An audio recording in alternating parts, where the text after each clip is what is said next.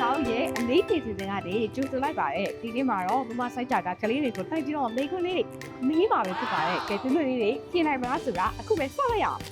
ကမီရဲ့တမောကြီးကိုစောက်ပြီးတော့မှမိသားစုနဲ့တရိတ်ဆန်တွေအားလုံးကဲတင်ခဲ့တဲ့သူရဲ့နာမည်ကဘယ်လိုခေါ်လဲ နော်အေး ဟုတ်လို့လား ဟုတ်တယ် ဟုတ်လို့လား ဟုတ်တယ် အဖေကမန်းပါတယ်တင်းလင်းကြီးကိုနှစ်ချမ်းခွဲအောင်အမိတ်ပေးခဲ့ပြီကဘာတူလဲ မောရှိ ဟုတ်လို့လားအဲ့ဆိုရင်အဖေကမှန်ပါတယ်တိနာတောင်ပေါ်မှာဖျားသခင်ပေးခဲ့တဲ့ပညတ်တော်ကဘယ်နှပါလဲ စေပါ ဟုတ်လို့ဆက်တော့ပါအောင်ဟုတ်လို့လား ဟုတ်တယ် ဟုတ်လားအဲ့ဆိုဖေကမှန်ပါတယ်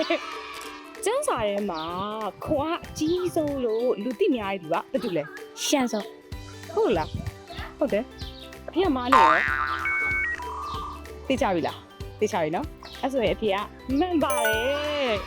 ရှင်းဆိုရင်ခွန်အားကဘယ်ကနေလာလဲ စပင်ရ စပင်က ဟုတ် မဟုတ်ပါဘူး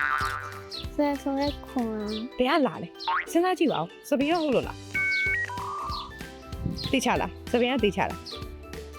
သိချတယ်အဲ့ဆိုအဖေကမှန်ပါတယ်ဒီနေ့တသားသမီးတို့ဖြည့်ခဲ့တဲ့အဖြေလေးတွေကိုအခုကြည့်နေတဲ့မိသားစုတွေကလည်းဖြည့်နိုင်တယ်ဆိုလို့ရှိရင်အဖြေလေးတွေကို comment ထဲမှာရေးပေးခဲ့တော့အားလုံးပဲတော့တစ်ပတ်မှာပြင်ပြကြမယ်